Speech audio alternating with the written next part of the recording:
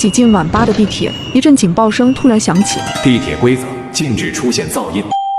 警报响起后，地铁里陷入一片死寂，只剩几个刷视频的人仍然沉浸在最大音量的外放里，边看边笑。还没等我反应过来，车厢内突然闪烁起刺眼的红光，车门轰然打开，那几个笑呵呵的乘客变得双目无神，整齐地放下手机，排队跳下了车。车门在关上时，玻璃上已经染满了血色。面对这骇人的场面，我狠狠拍了拍脸，发现并不是梦。环视四周，满是和我一样慌张的乘客。这时警告声再度响起，检测到环境无噪音，规则正式启动。一、地铁行驶中，每10分钟抵达一个站点，请乘客们留意车间广播。2、每抵达一个站点，地铁开门，请勿在车厢内持续逗留。3、本路线除起点和终点外，共有6个站点，每个站点都有各自的规则，请务必遵守。4、完成站点规则后，乘客方可安全回归车厢，前往下一站，严禁提前回归，否则后果自负。5、驶过6站之后，地铁抵达终点，唯有终点代表安全生还。注意，前方到站恶鬼桥。广播结束后，地铁停下，车门打开，一束泛绿的幽光照进车厢。虽然仍处在蒙圈的状态，但我还是赶紧跟着人群冲下了车。下车之后，映入眼帘的是一座古朴的石板桥，桥下有一潭死水，无数煞白的手臂漂浮在水面，密密麻麻，不停挣扎。桥上则端坐着一位身着黑色旗袍的女荷官，她的嘴角挤出一丝微笑，指了指桌案，那里有一颗红枣模样的骰子。欢迎大家来到恶鬼桥，骰子有大小，猜中者生，猜错者或是不想猜的人，就请留在这里陪着我了。他的语气相当温柔，却让人无比窒息。只见他手指一勾，点中了一个人群前列的衬衫男，随后将骰子轻轻一盖，简单的摇晃了几下。他眼神死死盯着衬衫男的脸。你选大还是选小？衬衫男顿时屏住了呼吸，犹豫再三，才支支吾吾说出答案：小。盖子揭开，骰子上的点数是5。恭喜你，留下来陪我吧。衬衫男的双眼顿时失去了神采，和之前跳下地铁的乘客如出一辙，仿佛提线木偶一样向池边走去，皮肉瞬间被腐蚀得干干净净。一阵惨叫声扎进众人的耳朵，眨眼的功夫，水面上又多了条漂浮的手臂。荷官却如同没看到这惨烈的一幕，反而笑得更加开心。下一位，骰子摇晃，是大还是小？大吧。答案揭晓，骰子正上方的点数是3，池水上方又是一阵撕心裂肺的哀嚎。光是皮肉腐蚀的画面，就看得我心惊肉跳，不敢直视。而桥上的荷官仍在不停点人，摇晃着骰子，宣判着众人的生死。因为下车时跑得比较慢，所以我处在人群偏后方的位置。前面一共有32人参与，仅有11人猜中了大小。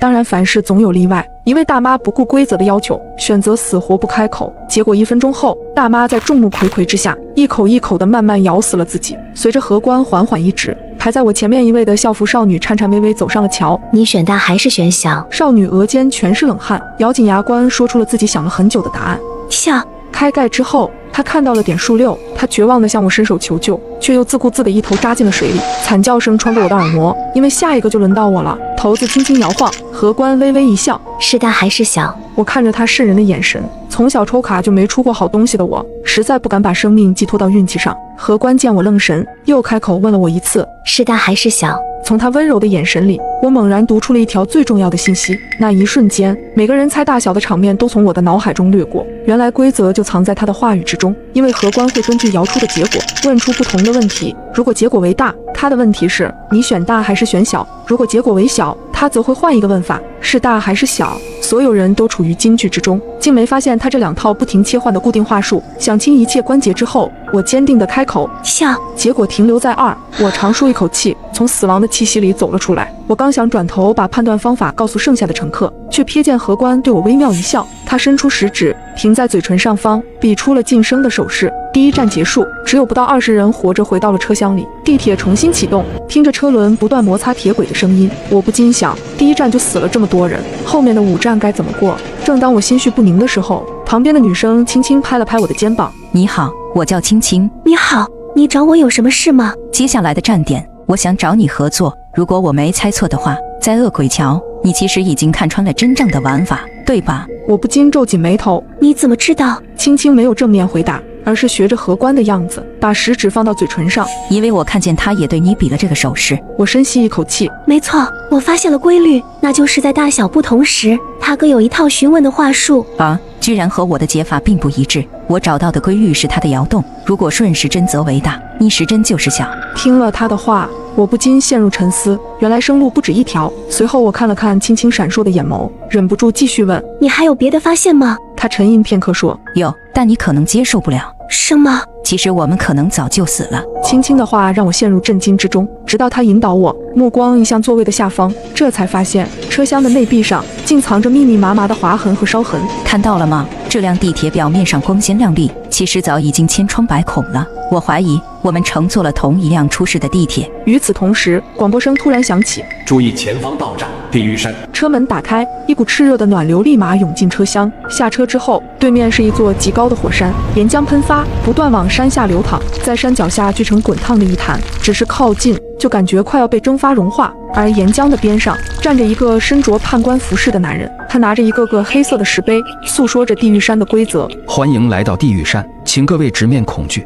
这里的规则很简单，只需要喝一杯来自山顶的岩浆，就可以回归车厢。如果不喝的话，就留下骨灰，给地狱山当燃料吧。经历了第一站之后，每个人都尽量往后缩，生怕做第一个吃螃蟹的人。判官有些不满，他故意点出了躲在人群最后面的少年。少年无奈地走到了前方，他端着直冒白烟的岩浆，双手瑟瑟发抖。我站在远处，忍不住嘀咕：这玩意儿怎么下得去嘴？不过少年的勇气还是超乎我的想象，没犹豫多久，他就一口闷了下去。判官满意的鼓了鼓掌，本以为这便算安全通关，然而少年的身体却突然僵在了原地。只见他腹间闪起猛烈的红光，整个人瞬间燃烧起来。我和青青面面相觑，判官的嘴角微微勾起，平静的语气下却隐藏着索命的凶狠。下一位。看着判官来回巡视的眼睛，乘客们大多陷入了惊慌，往前站也不是，往后躲也不是。判官饶有兴致地挪动手指，最终指到了一个少女身上。他递上一碗热气腾腾的岩浆，可让我没有想到的是，少女没有理会他递上的石碑，反而从他另一只手里夺过了空杯子，亲自走到沸腾的潭水边，盛了满满一杯，在众人惊诧的目光里一饮而尽。看着浑身冒烟的他，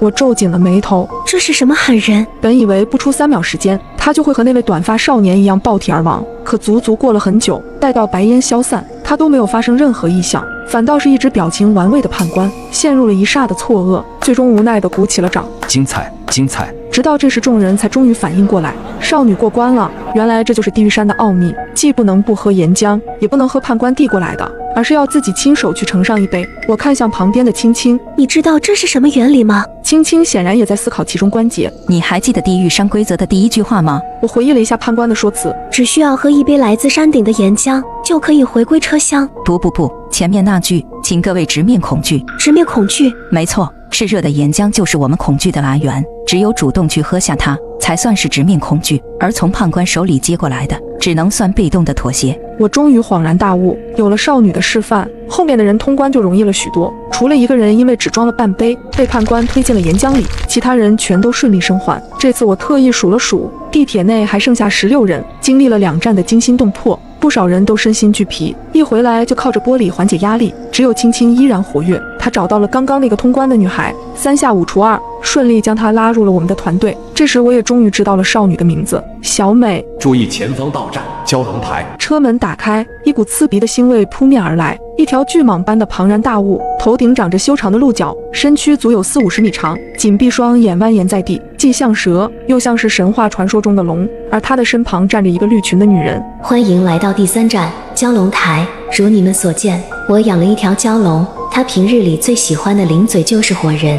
你们需要在蛟龙台待上1炷香的功夫，此间它会在这里自由活动，以你们为目标。1炷香之后，没有被它吃下肚子的幸存者就可以离开此站。说罢，女人拿出一尊金色香炉，流出淡淡白烟。蛟龙双目一睁，露出2只火热的瞳子。还没等我们仔细琢磨女人讲述的规则，蛟龙便已经开始了行动。它虽身长40-50米，看起来相当笨重，却有着快如闪电的速度，吓得所有人都抱头逃窜。一位腿脚不利索的大叔，因为跑得太慢，第一个被蛟龙衔进了嘴里。看着这个场景，所有人跑得更加卖力。可蛟龙台的面积并不算大，而且没有任何遮掩身形的物体，空空旷旷，压根没给多少逃跑的余地。蛟龙的身影四处腾挪，每每只需要一口就能吃下1整个人。该怎么办？破解方法是什么？我一边拼死逃命，一边在心里不断回顾女人的话，但不停的跑动让我有些大脑缺氧，完全没法静下心来思考。而场上蛟龙的移动却是极快，转眼间又将一人吞进腹中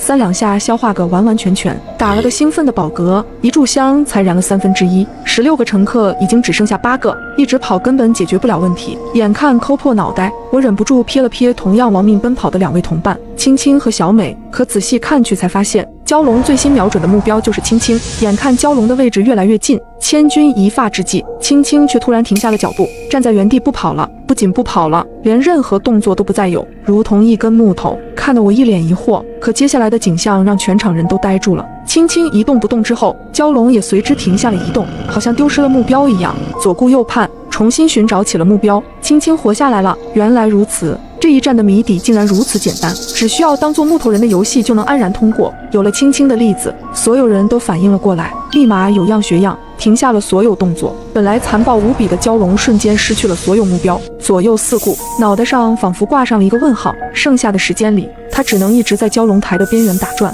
待到一炷香彻底烧完，他的眼睛也准时的闭上。所有人都长舒一口气，坐回地铁座椅上，我忍不住看向青青：“你是怎么看出来的？”这一战实在是太险了。其实破解之法不在绿群女人讲述的规则里，而是在蛟龙身上。在传说里，蛟龙乃蛇所化，而蛇类动物都有一种特性，那就是极强的动态捕捉能力和极弱的静态实力。越是移动迅速的猎物，它越是能敏锐地感知，反而保持不动的东西，在它眼里和死物没什么区别。听完他的分析，我忍不住啧啧称叹。话音刚落，地铁的广播再度响起：“注意前方到站，人间巷。”第4站来了。这一次车门外的场景不再是诡异至极，没有阴森的池水，没有沸腾的岩浆，更没有恐怖的蛟龙，只有一条普普通通的小巷子。巷子中央有一把椅子，一旁站着一位白发老人。见我们都下了车，老人轻咳一声，开始交代规则：“欢迎来到人间巷，真正的魔鬼或许就藏在人间。各位应该不知道，地铁中有这么一类工作人员，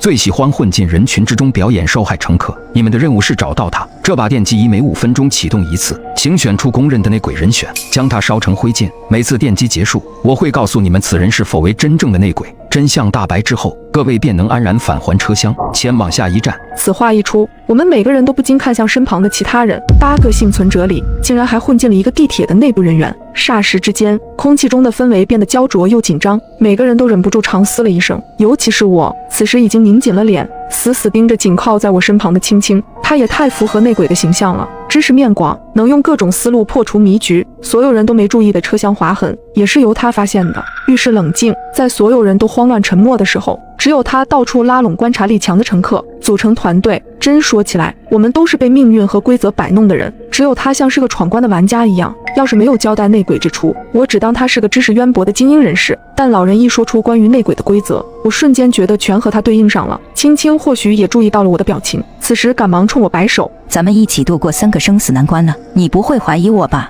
我沉吟片刻，给了个比较体面的解释：“毕竟这里一共就8个人，当然是每个人都要怀疑一下才行。”他掏出了一张工作证，上面赫然写着江城大学副教授青青。这时一旁的小美也忍不住靠过来凑热闹：“可是这也证明不了什么，谁说内鬼不能提前伪造一份身份证明呢？”面临着我们俩的双重怀疑，青青想了许久，才终于给出了新的解释：“如果我真是内鬼，我肯定会默不作声地混过每一关，尽量隐藏在人群里，以免被人发现，以增加这一关的胜算，对不对？但是你们看看我，不仅破解了2关的迷局，还找你俩宣扬轮回考验的说法，商量着过关的办法，简直不能再高调了。真正的内鬼在知道每一个关卡的情况下，怎么可能干出这种显眼包的蠢事？”我仔细思考之后，觉得青青说的也不无道理。可是假如他不是内鬼的话，人群中谁又是内鬼最可能的人选呢？没人能站出来提出强有力的推测，毕竟坐上电击椅就一定会被烧成灰烬。眼看5分钟的时间就要结束，终于有一个人站了出来：“各位，既然无人发言，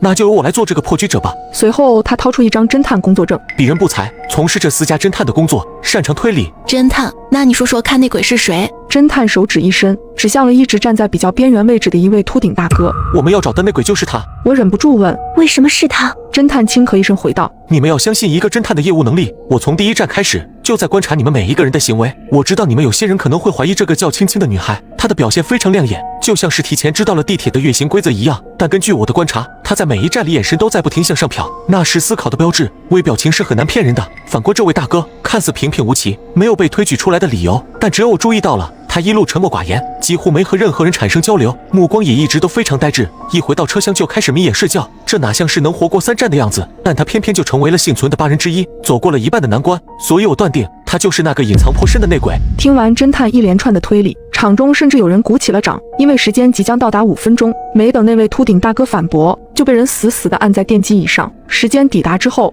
电机椅上电光四射，没几秒的功夫，秃顶大哥就被烧成了灰烬。电机结束之后，老人对我们微微一笑，抱歉，此人是真正的乘客，不是内鬼，请各位继续寻找。此话一出，全场人都愣住了。本来信心满满的侦探，此时仿佛遭受到了天大的打击。直到第2个5分钟即将到来，老人指着电机椅的位置，请尽快推举出第2轮的人选。各位，我叫张明，是位推理桌游老玩家。第1轮里跳出来指认内鬼的人，嫌疑是最大的。我建议这一轮让侦探来接受电击。眼看时间将至，有人跟着附和起来。没错，既然敢在第1轮的时候强行点身份，那就要做好承担责任的准备。随后他2个就把侦探按在了电机椅上，随着电流声滋滋作响，侦探也被烧成了灰。老人的话术依然如旧，抱歉，此人是真正的乘客，并非内鬼，请各位继续寻找。第3个5分钟变得更加沉闷，没有人再敢主动说话。随着时间越来越紧急，一道清脆的声音响起：我知道了，我们可能全都想错了。有没有一种可能，我们里边压根没有内鬼？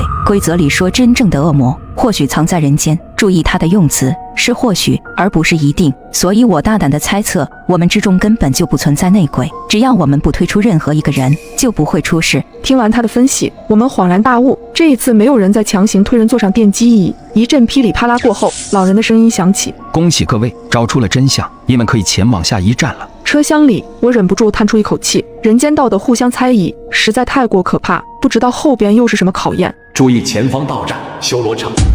1月1号开学第1天，我刚踏入校园，喇叭里便播报起奇怪的规则：欢迎来到降之中学，你们将在这里共同度过3年时光，请遵循以下规则：1. 校内不得恋爱，如有人向你示爱，请立刻上报教务处，那人已经不是你同学了，学校会对那位同学进行清除。2. 不得将食品带入教室，食品来源是食堂，如发现有同学私自携带食品，请上报班主任，你不会在第2天看到他。3. 所有学生每天上午9点50分都必须前往操场进行跑操，如果身体有问题，也不得滞留教室，去操场散步是个不错的选择。4. 男生在校不准烫头、留长发，如有发现，请立刻上报导员，导员会亲自处理。5. 下午6点25为放学时间，放学后请务必前往食堂用餐，并在7点前返回教室。从食堂回到教室后，请坐下并自习，任何人不得离开教室。6. 请所有学生在食堂1、2层用餐，所有教职员工及教师子女前往食堂3楼用餐，我们为您提供点餐服务，